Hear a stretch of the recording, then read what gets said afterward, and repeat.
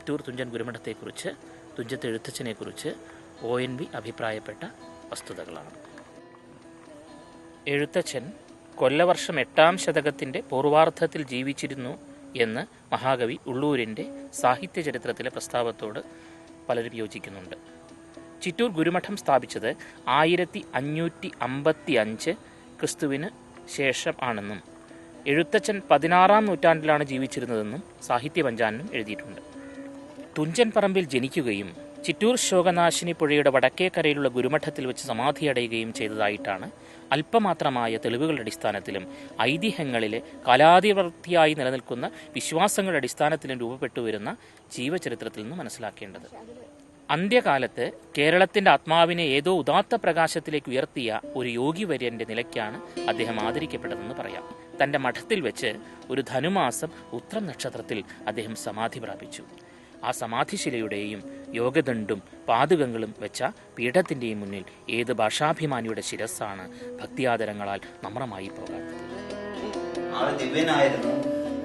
ചെറുപ്പത്തില് സാമൂതിരാജാവിന്റെ സദസ്സിൽ വിളിക്കുന്നതാണ്. സാമൂതിരാജാവിന്റെ സദസ്സിൽ വിളിച്ചാൽ 1-2 പറഞ്ഞ് തെറ്റും എന്നാണ്. അങ്ങനെ ഇരിക്കുമ്പോഴാണ് നാട് കടത്തിയത്. സാമൂതിരാജാവ് നാട് കടത്തിയിട്ട് പോയി എത്തിയത് തഞ്ചാവൂരാണ്. തഞ്ചാവൂര് പോയിട്ടാണ് വേദങ്ങളും മന്ത്രങ്ങളും ശാസ്ത്രങ്ങളും പഠിക്കുന്നത്. അവിടെ ഇതേപോലെ ഒരു മഠം കെട്ടിയിട്ടുണ്ട്. ഗുരുമഠം പോലെ തന്നെ അവിടെ ഒരു മഠമുണ്ട്. ഈ വിഗ്രഹങ്ങളും അവിടെ ഉണ്ട് എന്നാണ് പറയുന്നത്. പിന്നെ അങ്ങനെ അവിടുന്ന് ദേശാടനത്തിന് പോയി എല്ലാ ആ ഭാഗങ്ങളെല്ലാം കഴിഞ്ഞ് ഹിമാലയമൊക്കെ പോയി വന്ന് കേരളത്തിൽ വന്നു. കേരളത്തിലും എല്ലാ ഭാഗം ചുറ്റിയടിച്ച് അവസാനം വന്നതാണ് ചിറ്റൂര്. അന്ന് ചിറ്റൂര് വന്നിട്ട് കൊച്ചി രാജവംശമാണ്. സാമൂതിരാജാവിന്റെ ആൾക്കാര് തിരൂര് പോയി കഴിഞ്ഞാൽ പിടിക്കും. അത് പേടിച്ചിട്ട് അന്ന് ചിറ്റൂര് വന്ന് നിന്നാണ്. ചിറ്റൂര് വന്ന് പുഴയിൽ പോയി കുളിച്ചു. ആ പുഴയ്ക്ക് പേരിട്ടു ശോകനാശിനി. എന്നിട്ട് പറഞ്ഞു ആ പുഴയിൽ കുളിച്ചാൽ എല്ലാ ദുഃഖങ്ങളും മാറുന്ന പറയുന്നത്. പിന്നെ അവിടുന്ന് ഈ സ്ഥലം ചെമ്പത്ത് വീട്ടുകാരുടെ സ്ഥലമാണ്. അത് വാങ്ങിച്ച് ഒരു ഓലക്കുടിൽ കെട്ടി ഇരുന്ന് അതിൽ 2 നേരം പുഴയിൽ പോയി കുളിക്കുക. അവിടെ ഒരു പാറയുണ്ട്, ആ ജവപ്പാറ. ആ പാറയിൽ ഇരുന്ന് ജപിക്കുക, ഓലയിൽ എഴുതുക, 2 നേരം പൂജ. ഇതായിരുന്നു ഗുരുനാഥൻ ഇവിടെ ചെയ്തുകൊണ്ടിരുന്നുണ്ടായിരുന്നു.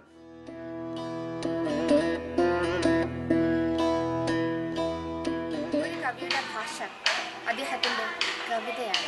ആ അർത്ഥത്തിൽ സ്വന്തം കവിതയിൽ തനതായ ഒരു ശൈലി കൊണ്ടുവരിക എന്നതാണ് ഏതൊരു കവിയുടെയും ധർമ്മം. കുഞ്ചൻ നമ്പ്യാരുടെ ജന്മഗൃഹമായ കിള്ളിക്കുരിശി മംഗലത്തെ കലക്കത്ത് ഭവനത്തിൻ്റെ മുൻപിലാണ് നാം നിൽക്കുന്നത്. ഒറ്റപ്പാലം താലൂക്കിൽ കിള്ളിക്കുരിശി ശ്രീ മഹാദേവ ക്ഷേത്രത്തിന് സമീപമാണ് മഹാകവി കുഞ്ചൻ നമ്പ്യാരുടെ ജന്മഗൃഹമായ കലക്കത്ത് ഭവൻ. കുഞ്ചൻ നമ്പ്യാർ സ്മാരകം എന്ന പേരിൽ അറിയപ്പെടുന്ന കലക്കത്ത് ഭവനത്തിന്റെ ഭരണം നടത്തുന്നത് കേരള സർക്കാർ ഭരണകൂടം തന്നെയാണ്. തുള്ളൽ കൂടാതെ മോഹിനിയാട്ടം, മൃദംഗം, സംഗീതം എന്നിവയിൽ ഇവിടെ പരിശീലനം നടക്കുന്നുണ്ട്.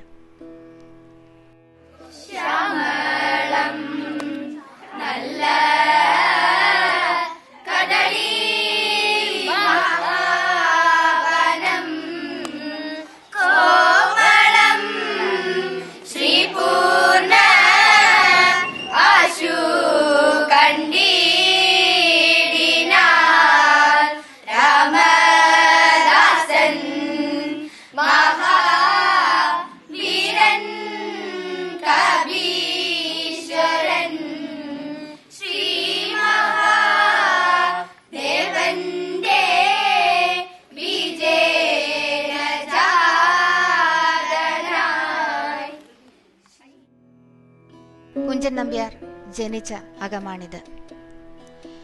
ഇതിന്റെ ചുമരിലാണ് മഹാകവി പി കുഞ്ഞിരാമൻ നായർ ഈ വരികൾ കുറിച്ചിട്ടത്. തുലാവർഷക്കാറിനുള്ളിൽ മിന്നും പൊന്നൂലു പോലവേ ഇറങ്ങി വന്ന സൗന്ദര്യ ദേവതയെ കവിതയെ തൊഴാം.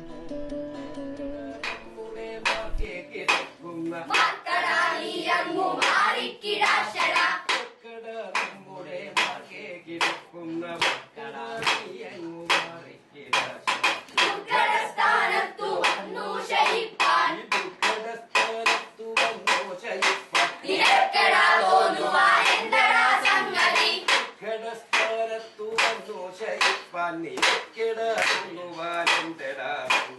കാട്ടിൽ പ്രഭുക്കളെ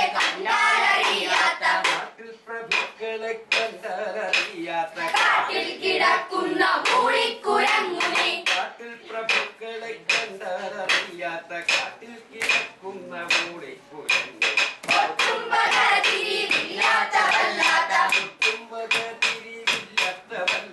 കൂട്ടത്തിൽ വന്നു പിറന്നു വളർന്നു തിരിവില്ലാത്തവല്ലാത്ത കൂട്ടത്തിൽ വന്നു പിറന്നു വളർന്നു ചാട്ടത്തിൽ നിന്നും പിഴച്ചുപോയോ നിന്റെ കാട്ടത്തിൽ നിന്നും പിഴച്ചുപോയോ നിന്റെ കൂട്ടത്തിൽ മറ്റാരുമില്ലാത്തതെന്തടാ ചാട്ടത്തിൽ നിന്നും പിഴച്ചുപോയോ നിന്റെ കൂട്ടത്തിൽ മറ്റാരുമില്ലാത്ത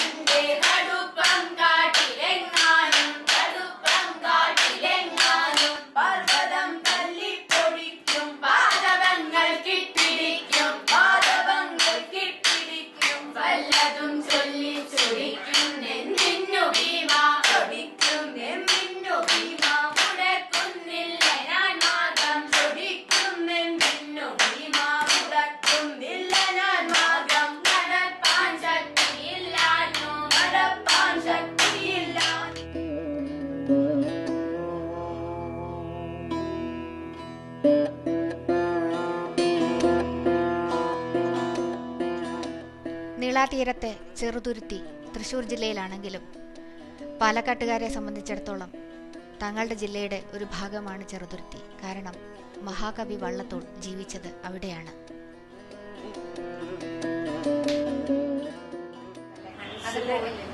ഞാൻ ജനിക്കുമ്പോൾ അച്ഛൻ 50 വയസ്സ് കഴിഞ്ഞു. അന്ന് തന്നെ അച്ഛൻ ചെവി കേൾക്കാത്ത ആളാണ്. അത് ഞങ്ങളെ മക്കളെ വളരെ ക്ഷീണിപ്പിച്ച് ദുഃഖിച്ച ഒരു കാര്യം, വളരെ ദുഃഖിച്ചത്. സംഭാഷണമൊക്കെ കുറവാണ് അച്ഛനെ. അച്ഛനോട് എന്ത് പറഞ്ഞാലും ഞങ്ങളുടെ ഡിമാൻഡ്സും ആവശ്യങ്ങളും എല്ലാം തുറന്നു പറയാൻ തന്നെ വളരെ വിഷമമുള്ള കാര്യം. ഇങ്ങനെ എഴുതി കാണിച്ചിട്ടാണ് എല്ലാം മനസ്സിലാക്കി കൊടുത്തത്. എന്നാലും അച്ഛൻ്റെ ലാളന ഇഷ്ടം പോലെ കിട്ടിയിരുന്നു. പക്ഷേ ചെറുതുരുത്തി നാട്ടിൽ വന്നു സ്കൂളില്ലാത്ത വർഷം അച്ഛനായിട്ടുള്ള ആ സമ്പർക്കമാണ്. അല്ലിൻ്റെ യാമത്തെ ഘോഷിച്ചു കല്ലോലമാലീതൻ മന്ത്രാത്തൂരിൽ രാത്രീതൻ പോറ്റു തോളമായിന്നോട്ടു പത്തറിയെന്നാതി നെന്ത പോലെ ചെന്തലപ്പാവുൾ നത്തല കുക്കീനി ഉച്ചത്തിൽ കുകീന കുക്കൂടങ്ങൾ ചിക്കുന്നു നന്നേഴും നെറ്റൂഷസെന്നാവും ശുക്രനാം കൈവീർ കെന്തിയെത്തി മനാവീഹംഗമ നാദമാങ്കങ്ങണ വണമോടംബര ശാലയിഞ്ഞു ഇന്നാലേരാവൂപ യോഗിച്ച പൂക്കള നാദരങ്ങള ചുവാടി.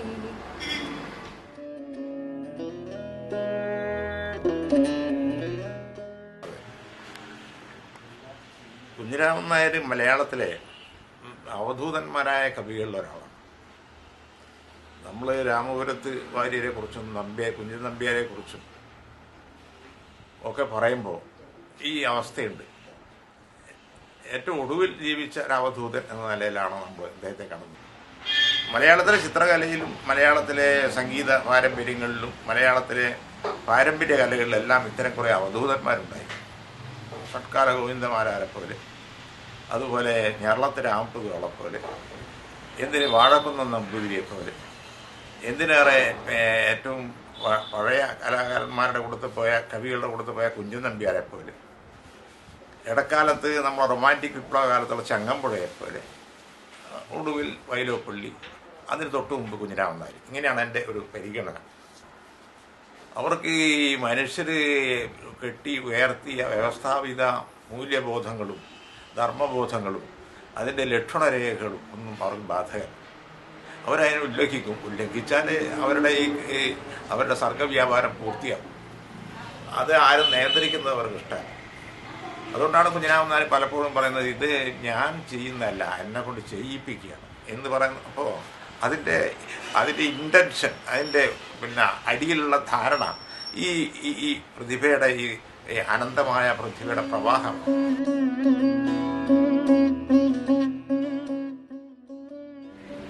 പിയുടെ വിശേഷണം ഭക്തകവി എന്നൊന്നുമല്ല, മറിച്ച് കേരളീയ സൗന്ദര്യ ബോധത്തിന് അല്ലെങ്കിൽ കേരളീയ സൗന്ദര്യത്തെ ഇത്രയും ആധുനികമായി കണ്ട മറ്റൊരു കവി പിയെ പോലെയില്ല.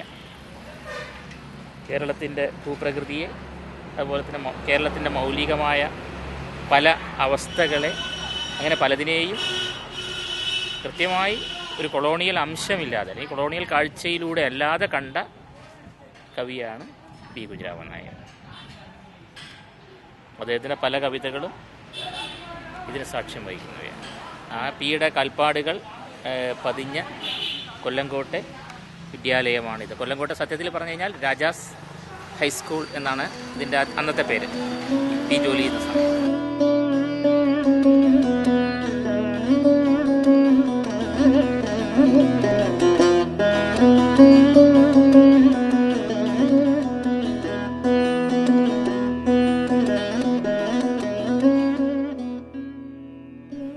വയലാറിൻ്റെ പത്നി ഭാരതി തമ്പുരാട്ടി ഇപ്പോൾ താമസിക്കുന്നത് പാലക്കാടുള്ള മകളുടെ അടുത്താണ്.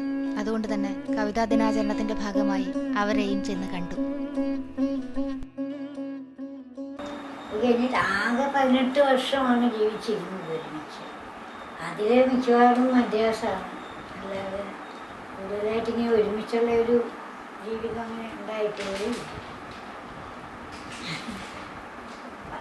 മിക്കവാറും മദ്രാസിലായിരിക്കുള്ളൂ, അല്ലാതെ മദ്രാസ് തിരുവനന്തപുരം ആലപ്പുഴ ഇങ്ങനെ പാട്ട് ഇതായിട്ട് സ്വന്തമായിട്ട് പോകാറുണ്ട്.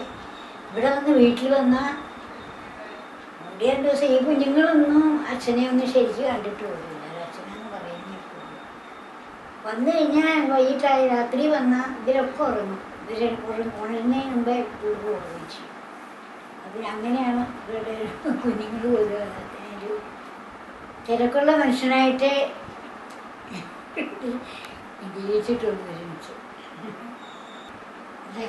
അങ്ങനെയല്ല, ആദ്യം കവിതയായിരുന്നു എൻ്റെ, കവിതയിലല്ലേ തുടങ്ങിയത് തന്നെ. പിന്നെ എന്തോ കവിതയിൽ നിന്നും ഒരു സിനിമയിലേക്ക് പോയി, പാട്ട് എഴുതുക. അതാണ് മനസ്സുകൊണ്ട് അതറിയോ പറഞ്ഞിട്ടുണ്ട്, മനസ്സുകൊണ്ട് ഏതിലാണ് കൂടുതൽ തൃപ്തി? പറഞ്ഞ അത് ഞങ്ങൾ ഒരുമിച്ചിരുന്ന അങ്ങനെയുള്ള കാര്യങ്ങൾ പറയുന്ന ഒരു രീതിയല്ല. പിന്നെ ഏറ്റവും സ്നേഹിക്കുന്ന ഒരു അമ്മയുണ്ട്, അത് കഴിഞ്ഞിട്ട് എല്ലാം ഉള്ളു. അപ്പം അങ്ങനെ എന്തെങ്കിലും കാര്യങ്ങളുണ്ടെങ്കിൽ പാട്ടെഴുതിയാൽ അതൊക്കെ അമ്മയാണ് കേൾക്കണം. എനിക്കത് കേൾക്കണം, എനിക്ക് സന്തോഷമാണത്. നമ്മളതൊരു ഇതിൽ വിടില്ലേ. അപ്പോൾ പാട്ടെഴുതിയാൽ എവിടെ ഇരുന്ന് മദ്രാസിൽ ഇരുന്ന് എഴുതിയാലും കേൾപ്പിക്കും. അമ്മയ്ക്ക് കേൾക്കണം, അത് നിർബന്ധമാണ്. യേശുദാസായാലും വന്ന ഒരു പാട്ട് റെക്കോർഡിങ് കഴിഞ്ഞാൽ വീട്ടിൽ വന്നിരുന്ന് ആ പാട്ട് കേട്ടിട്ട് അമ്മയ്ക്ക് എന്നിട്ട് യേശുദാസ് പാട്ട് കേൾപ്പിച്ചിട്ട് പോകും. അങ്ങനെയുള്ള നിർബന്ധം അമ്മ ആണ്. അങ്ങനെയാണ് വരിക. അതുകൊണ്ട് നമുക്കത് വളരെ സന്തോഷമായിരുന്നു അങ്ങനെയുള്ള ജീവിതമായതുകൊണ്ട്. അല്ലാതെ ചിലർക്ക് തോന്നില്ലേ ഓ അമ്മയെ കേൾക്കുള്ളൂ നമ്മൾ, അങ്ങനെയല്ല. എന്നെ സംബന്ധിച്ചാണെങ്കിൽ എല്ലാം അമ്മ കഴിഞ്ഞിട്ടേ ഉള്ളൂ എനിക്ക് ഒത്തിരി.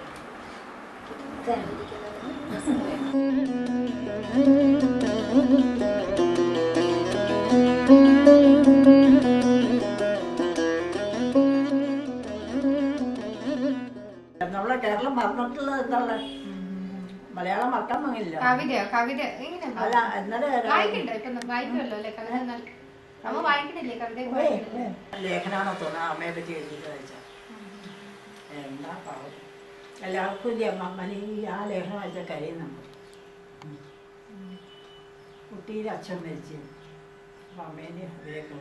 പിന്നെ മാമ്പഴം അങ്ങനെ തിന്നുക, മാമ്പഴം കൂട്ടി ഊണ് കഴിക്കുക, പിന്നെ മുഖസ്തുതി കേട്ട് സന്തോഷിച്ചിരിക്കുക. ഇതാണ് എനിക്ക് ഏറ്റവും ഇഷ്ടം. കവി ജീവിച്ചിരുന്നപ്പോൾ അദ്ദേഹത്തിന്റെ നിഴലായും അദ്ദേഹം മരിച്ചതിന് ശേഷം അദ്ദേഹത്തിന്റെ ഓർമ്മകളിലും ജീവിക്കുന്നു ഒളപ്പമണ്ണയുടെ പ്രിയപ്പെട്ട ദേവി ശ്രീമതി ശ്രീദേവി ഒളപ്പമണ്ണ.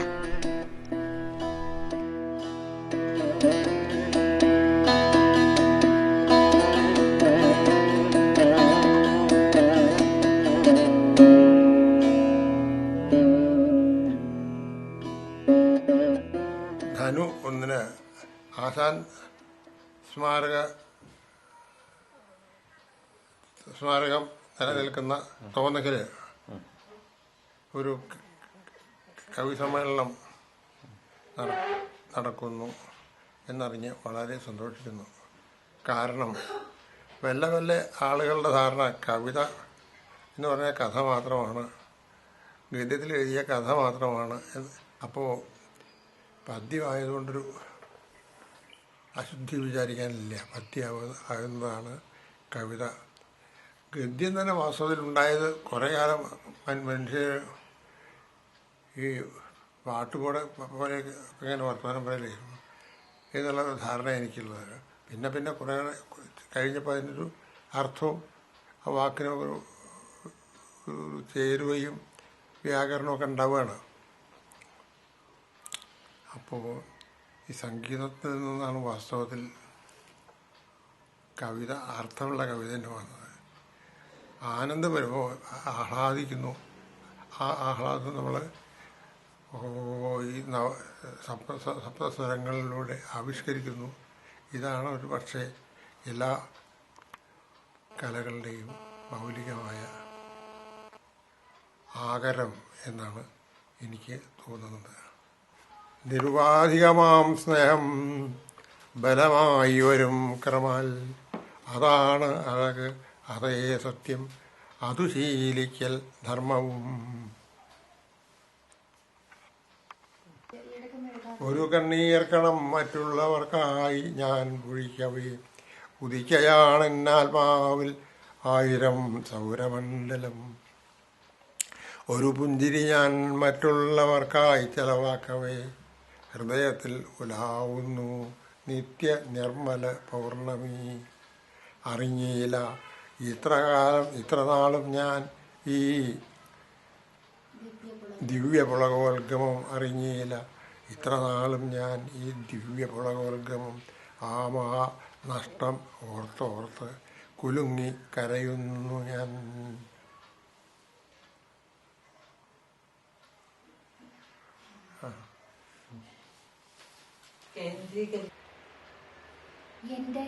എന്റെയല്ലിക്കൊമ്പനാനകൾ, എന്റെയല്ലി മഹാക്ഷേത്രവും മക്കളെ,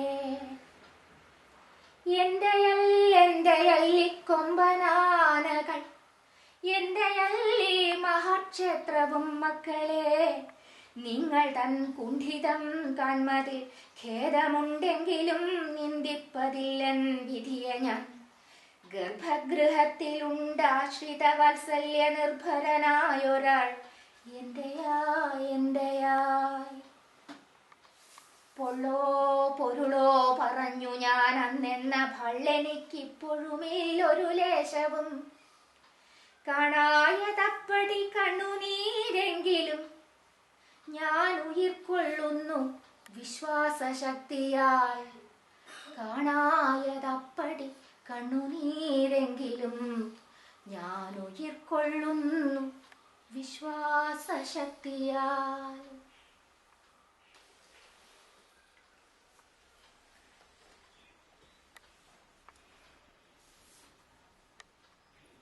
കവിത എഴുതിൻ്റെ സന്തോഷം തോന്നുന്നു. ഇങ്ങനെ ഒരു വായിപ്പില്ല.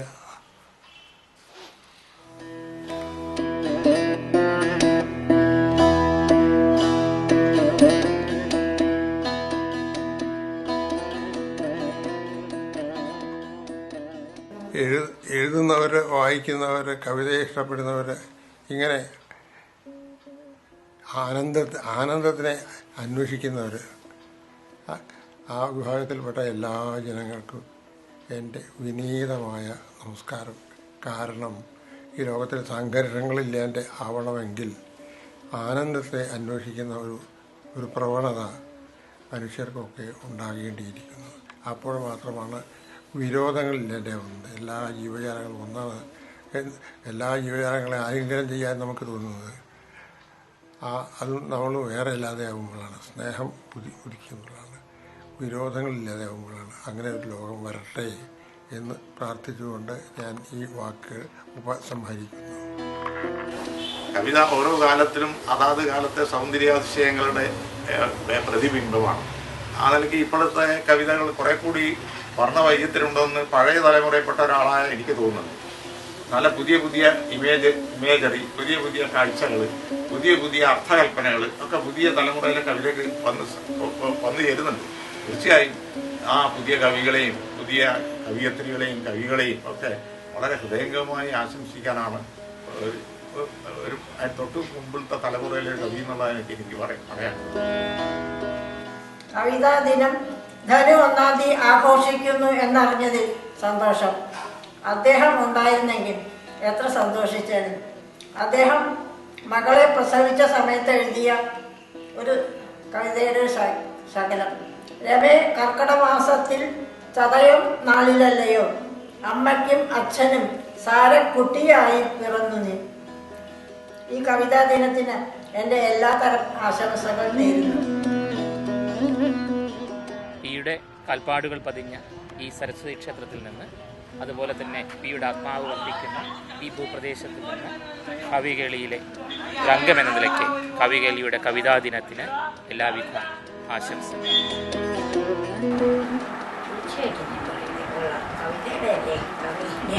അതൊക്കെ നിങ്ങൾക്ക് ചെയ്യാൻ തോന്നിയതിൽ നിങ്ങളോടൊക്കെ തന്നെ ഒരുപാട് സന്തോഷവും അഭിനന്ദനവും നന്ദിയുണ്ട്.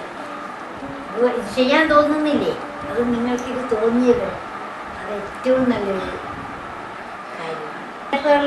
ഇവരെല്ലാം ചെയ്യുന്നു എന്ന് പറഞ്ഞു കഴിഞ്ഞാൽ ഞങ്ങൾക്കൊക്കെ എത്രയധികം സന്തോഷമുണ്ട്. എനിക്കുള്ള എല്ലാ ആശംസകളും ഞങ്ങൾക്കുണ്ട്.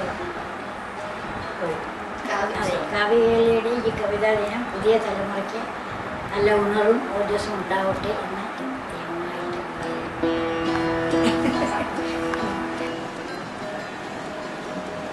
എല്ലാ തരത്തിലും ലോകത്തിൻ്റെ മാറ്റങ്ങൾ വന്നുകൊണ്ടിരിക്കുന്നു. അതുപോലെ തന്നെ നമ്മുടെ കവിതാ ലോകത്തിന് പുതിയൊരു പരിണാമം വരികയാണ്.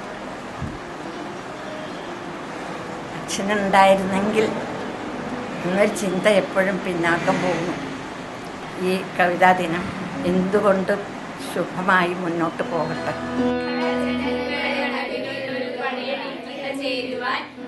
എന്നൊരു ചാരു കേരള ഭാഷ തന്നെ വരും.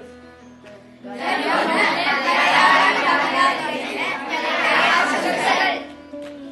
കവിതാ ദിനത്തിലെ ആശംസകൾ.